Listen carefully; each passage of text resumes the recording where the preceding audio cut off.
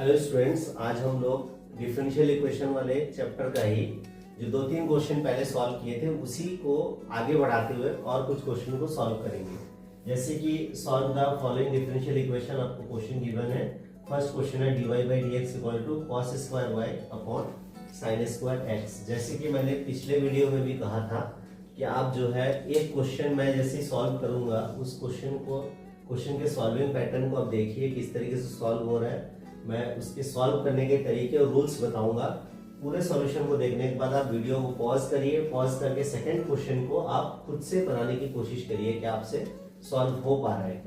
देखिए जैसे कि इस क्वेश्चन में आप देख पा रहे हैं dy by d x equal to cos square y upon sine square x. जैसे कि मैंने लास्ट क्लास में भी कहा था कि आपको हमेशा ऐसे डिफरेंशियल इक्वेशन को सॉल्व करने के लिए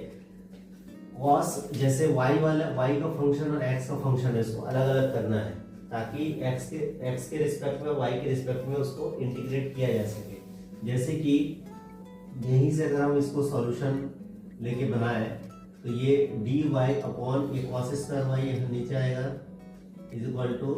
ये 1 अपॉन साइन स्क्वायर x ये dx हो जाएगा। जैसे कि आपको बताया कि इंटीग्रेशन जो है cos स्क्वायर y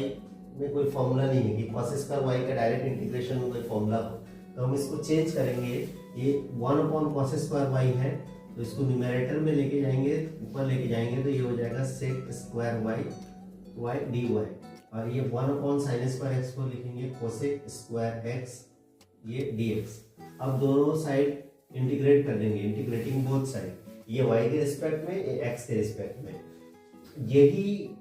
मेन यहाँ इस क्वेश्चन का मेन कॉन्सेप्ट या मेन चीज यही है कि आप किस तरीके से y के फंक्शन और x के फंक्शन को अलग अलग सेपरेट करते हैं, जिससे कि इंटीग्रेट करते समय आप जब y के रिस्पेक्ट में करोगे उस वाले इंटीग्रेशन में केवल y वाले फंक्शन रहे और जब x के रिस्पेक्ट में डिफरेंट इंटीग्रेट करते हो तो उस वाले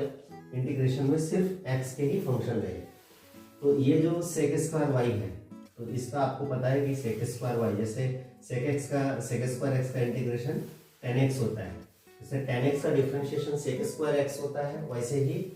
sec स्क्वायर y का इंटीग्रेशन करेंगे तो ये आ जाएगा tan y। और जैसे कि आपने डिफरेंशिएशन में पढ़ा है cot x का differentiation minus cosec square x है, इसका मतलब cosec स्क्वायर x का इंटीग्रेशन माइनस cot x होगा और प्लस का ये c। अब ये चूंकि ये माइनस में है तो माइनस वाले टर्म्स को राइट साइड में ले आते हैं तो हमारा रिक्वायर्ड रिजल्ट मिल जाएगा tan y plus cot x equal to c। ये फर्स्ट क्वेश्चन का आपका सॉल्यूशन होगा। अब देखिए जैसे सेकंड क्वेश्चन है, सेकंड क्वेश्चन में आप देख रहे हैं कि y और x पूरा मिक्स है, आपको y के फंक्शन और x के फंक्शन को अलग अलग करना है। तो इसमें जैसे dy by d x equal to 1 minus x plus y minus x y, आपको इसमें से 1 माइनस एक्स इन दोनों में से प्लस वाई कॉमन लेना है, y कॉमन लेंगे तो y माइनस एक्स बचेगा।